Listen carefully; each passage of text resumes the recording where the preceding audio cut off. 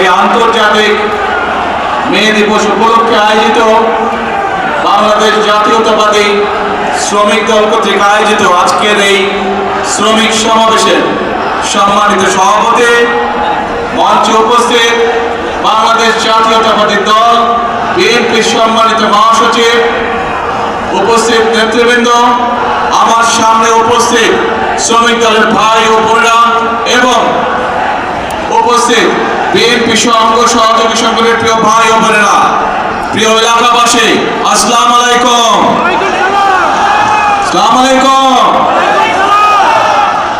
কেমন আছেন সবাই? এই যে আমার হাতের বাম দিকে আপনারা কেমন আছেন? আলহামদুলিল্লাহ।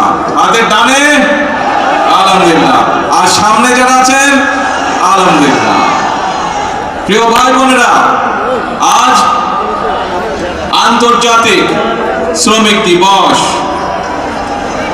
এই আন্তর্জাতিক শ্রমিক দিবস উপলক্ষে আমি প্রথমেই শ্রদ্ধার সঙ্গে স্মরণ করতে চাই যে সকল শ্রমিক ভাইরা 1971 সালে স্বাধীনতা যুদ্ধে শহীদ হয়েছিলেন, যে সকল শ্রমিক ভাইরা 90-এ স্বৈরাচার বিরোধী আন্দোলনে আত্মহতি দিয়েছেন এবং শুধুমাত্র জুলাই আগস্ট মাসে যে আন্দোলন ছাত্র জনতার, সেখানে শ্রমিক দলের যে 72 জন শ্রমিক সদস্য শহীদ হয়েছেন সহ সকল গণতন্ত্রের আন্দোলনে শহীদদেরকে আমি আজ এই দিবসে স্মরণ করতে চাই। প্রিয় ভাই বোনেরা, আজ এখানে আপনারা যারা উপস্থিত আছেন, আপনাদের নিশ্চয়ই মনে আছে অতীতের এই সামান্য কয়েক বছর আগের ঘটনার কথা, 2 থেকে 3 বছর আগের ঘটনার কথা।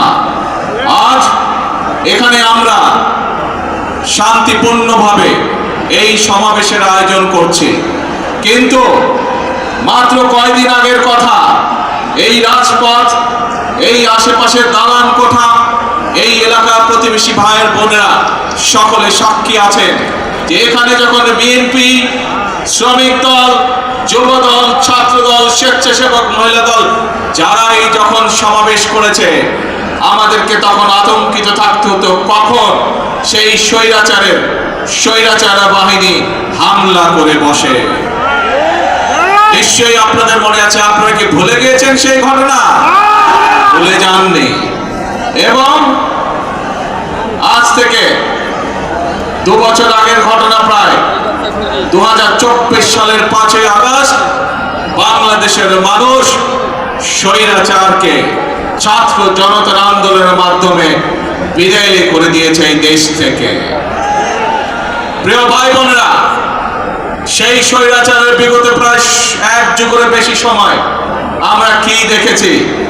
আমরা দেখেছি শুধু যে শ্রমিককে তার অধিকার থেকে বঞ্চিত করা হয়েছে তা নয়, শুধু যে ছাত্রদেরকে তাদের অধিকার থেকে বঞ্চিত করা হয়েছে তা নয়, শুধু যে শিক্ষকদেরকে তাদের অধিকার থেকে বঞ্চিত করা হয়েছে তা নয়, শুধু যে নারীদেরকে তাদের অধিকার থেকে বঞ্চিত করা হয়েছে তা নয়, এই দেশের প্রত্যেকটি খেটে খাওয়া মানুষকে তার অধিকার থেকে বঞ্চিত করা হয়েছে।